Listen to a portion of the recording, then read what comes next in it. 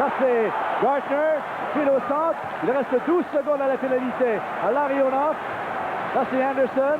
Anderson jusqu'à Gretzky. La rondelle bondit par-dessus son bâton. Il reste 3 secondes à la pénalité. Le long de la rampe. Et cette rondelle est touchée au passage. Elle s'en va chez les spectateurs. C'est donc dire que les Soviétiques auront résisté malgré ces efforts incroyables déployés, fournis par les joueurs de l'équipe du Canada. Exactement. Et Larionov a eu de la veine parce que ces 3 pénalités n'ont pas été coûteuses à l'équipe soviétique. Là, Gretzky a raté plusieurs occasions, Bossy également. On a bourdonné autour de la cage. Il y avait Connolly qui travaillait d'arrache-pied. À un moment donné, je me suis demandé s'il n'allait pas tout simplement projeter Mishkin dans les gradins, ça brassait devant le filet de l'équipe soviétique. Mais les Rouges s'en sont tirés, encore une fois. Zubkov par la clôture jusqu'à Makarov. Poursuivi par Connelly. Il poursuit sa course. On veut le clouer à la bande. C'était Lowe. Il a complètement raté son coup. Là, c'est Kazatonov qui s'amène dans l'enclave. Et l'arrêt de Peters. Mais c'était quand même au-dessus de la cage. C'est spectaculaire. Mais on doit faire une pause. 2-2, la marque. Nous sommes en surtemps. Coupe Canada 84. Hier, ton centième. Oui.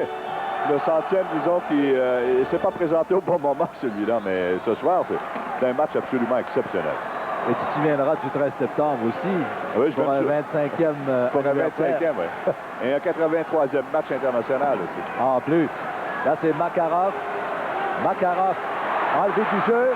Par à l'étude. Gartner par la clôture pour lui-même. Tente de rejoindre le devant du filet. La rondelle qui reste longtemps accrochée sur le dessus de la clôture. Là devant, le rondelle qui est touché par Mishkin, repoussé plus loin par derrière. Gartner qui tente de s'esquiver. Il remet le disque par derrière. Mais là, c'est le rondelle qui est intercepté. On poursuit Kazatonov, c'était Gartner. On sort de la patinoire à 2 contre 1. Là, c'est Larionov. Et passe derrière. Et là, c'est Coffey jusqu'à Goulet. Goulet tire. Et la rondelle qui réapparaît un peu plus loin. Les défenseurs ont quitté leur poste. Il restait seulement Middleton derrière. Et là, ça peut être dangereux. Finalement, Gretzky qui envoie la rondelle à Goulet. Goulet jusqu'à Bourque par-dessus la cage. Et la rondelle revient dans les cordages par derrière ce filet. Là, c'est Krutov. Il y a Skvortsov qui rôde en territoire neutre, attendant la longue passe. Starikov, encore une fois arrêté. Là, c'est Krutov qui ira chercher la rondelle. Plutôt Middleton qui l'a devancé. Et Skvortsov qui s'écroule. Puis, c'est Bourque maintenant. Bourque jusqu'à Gretzky. Gretzky perd à Skvortsov. Connelly qui remplace Goulet qui semble être épuisé. Là, c'est Lowe par la clôture. Et cette rondelle est envoyée à l'autre bout, ce qui permet des changements, puisque les populaires de l'équipe du Canada étaient complètement vidés. 2 de la marque, nous sommes en surtemps. Coupe Canada 84 pour ce moment au réseau TVA. Habituellement, Jacques, à ce stade du match, on parle toujours de conditionnement physique. C'est la différence qui favorise les Soviétiques. Mais là, les Canadiens tiennent bien le coup, simplement parce qu'on a joué selon comme on doit le faire. On a ménagé ses forces, on n'a pas tenté de demander à chaque joueur d'en faire plus qu'il n'en est capable. 11 minutes encore à faire en période de surtemps. Là, c'est Coffey. Coffey prend bien son temps. Et on a touché à la rondelle plus haut que la hauteur des épaules. Et aussitôt, on a vu un autre Soviétique venir toucher à cette rondelle pour causer l'arrêt et éviter qu'un joueur de l'équipe du Canada se sauve avec cette rondelle. Oui, exactement. Et comme je disais, Jacques, on a ménagé ses forces en multipliant les changements, en y allant rondement avec de nouveaux trios. Et il en reste encore un peu dans la réserve, mais il ne faudra pas que ça dure trop longtemps. Connelly perd et reprend le long de la rampe. Il fait la passe jusqu'à Sutter. Mise en échec. Rondelle qui réapparaît dans l'enclave, mais ce sont les Soviétiques qui se mettent en marche avec Semyonov. On lui enlève le disque, c'était Bossy. On rentre au centre de Yelenov.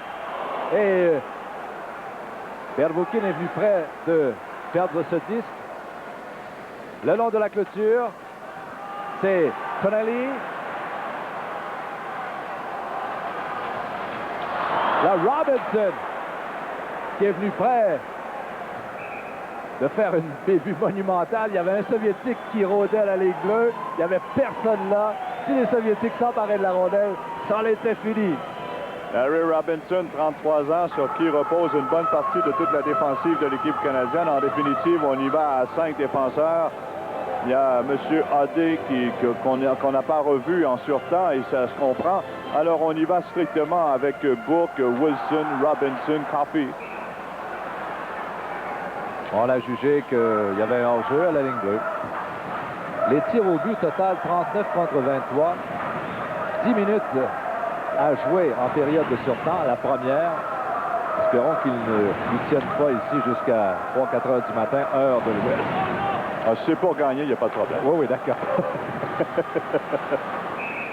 Une autre rondelle qui se retrouve sur le banc des Soviétiques, accidentellement. C'est un match vraiment exceptionnel. Et là, il y a des gens juste en dessous de nous qui sont en train de recevoir toute une douche. Je ne sais trop si on a échappé un verre de liqueur gazeuse. Je pense que oui.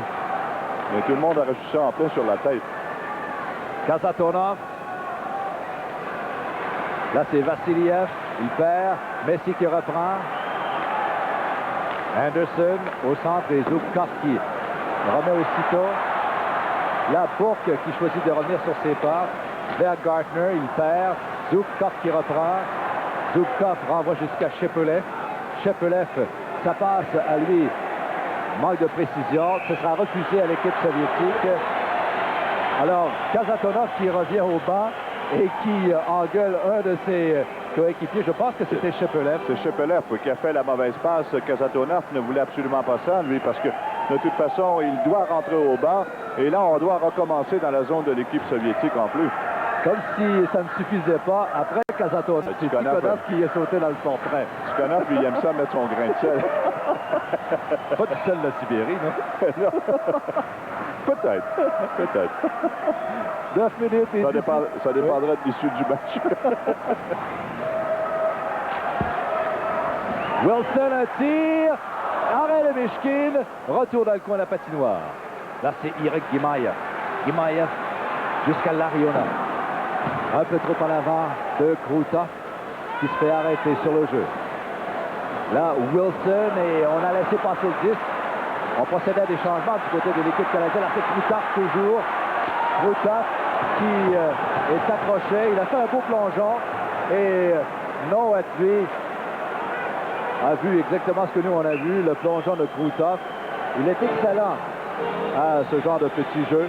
Les Soviétiques demandaient une pénalité, mais en vain. Coupe Canada 84 se poursuit dans un moment pour les OTVA. Coffey ne méritait pas une punition sur le dernier jeu, c'était tout près, mais par contre, Noët pourrait toujours se défendre en disant que Krutov s'est beaucoup aidé dans le plongeon. C'est un 9.9 sûrement. Et là-dessus, il pourrait ajouter, bien, Gretzky l'a fait 2 fois ce soir et je n'ai pas suivi. Même Greg Louganis en serait jaloux. Gagnant de quelques médailles d'or olympiques, l'Américain. Là, c'est Kovin. À la mise en jeu. C'est gagné par le Canada. L'eau par la clôture. Bialetdinov, Brent Sutter. Tout le monde tente de mettre le bâton sur cette rondelle. L'eau qui intervient. Là, finalement, c'est Bialetdinov. Le revers. Et c'est aussitôt pris par Sutter. Sutter jusqu'à Bossy. Et la rondelle qui sortira. On la repousse à l'intérieur. C'est Pervoukin qui est le premier à la rondelle. Jusqu'à Varmakov, mais il perd. Là, c'est... On a poussé Tonelli. Et là, c'est une descente à 2 contre 1. Et Bossy qui tente de rejoindre. Et là, bon jeu de Coffey. En contre-attaque. Coffey. Il est arrêté. Là, c'est Tonelli. Tonelli dans le coin. Là, c'est Sutter. Derrière, il y a un joueur qui a perdu son bâton, un joueur de l'équipe soviétique. On tente de garder le disque le long de la rampe. Là, c'est fait. Un tir par-dessus la cage. Qu'est-ce qu'il a raté? Trop attendu. Et but!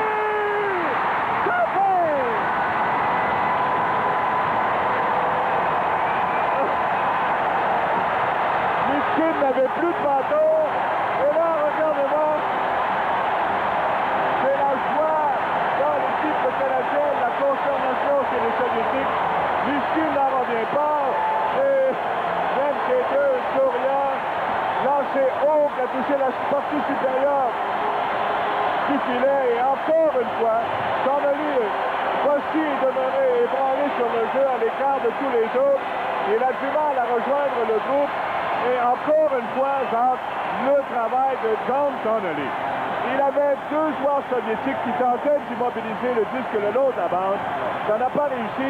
Skonov et Urchinov qui n'en reviennent pas, eux, et qui ont sûrement des choses à reprocher à Mike Nowitz, dont ils n'ont pas aimé le travail, particulièrement sur temps. Mais voilà, regardez-moi le jeu.